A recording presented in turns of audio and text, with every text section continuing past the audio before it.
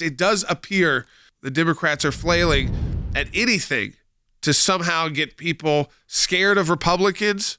Now it's not even about Donald Trump; it's about Republicans in general, and to somehow scare them into voting Democrat. Doesn't usually work very well in politics. You have to actually like the person you're voting for and support the person you're voting for and the party and ideas. Take a listen, though. I'm here to highlight something that is keeping me up at night. And I know this group really understands what I'm about to say.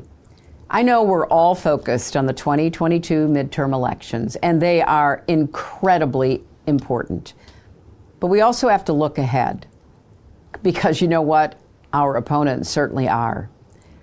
Right-wing extremists already have a plan to literally steal the next presidential election. I mean, this is the irony. They're already setting up the analysis of if they don't win in 2024, and it's also a prelude to they know what's coming in about 2 weeks, that it means the election was stolen. This is a real confidence builder when it comes to integrity of elections.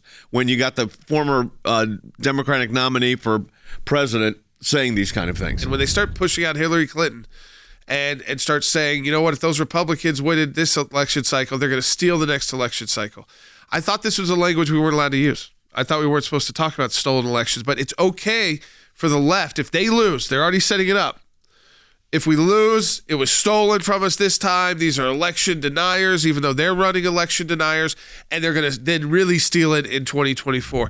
You know what? I say if this is the message they want to put out, though, great, because you know what this message does? Make people not show up to vote. Yeah, but it's interesting. We got burned by that. The Republicans got burned by that last election cycle by playing all these games saying, we can't win with the COVID rules and with all these ballots out, and a lot of people didn't show up to vote. President Trump didn't help on that one. No, right. He was so pushing all that. If Hillary Clinton is following that model, go right ahead. Tell people basically it's not worth voting Democrat. That's okay with me. What we do see is that the trend towards the House is looking very good for Republicans. The big question is almost how many seats are they in the majority by? So you switch, you go, again, you don't take anything for granted yet, but you can focus on these key Senate races that are really going to determine the full balance of power in the U.S. Congress. Yeah, it's interesting because they're talking about in the House, it could be plus 30. I mean, that means Republicans will have a 30-seat majority if the statistics hold. It could even be higher, actually. I mean, some are saying plus 40. I think you're talking about a plus 1, plus 2.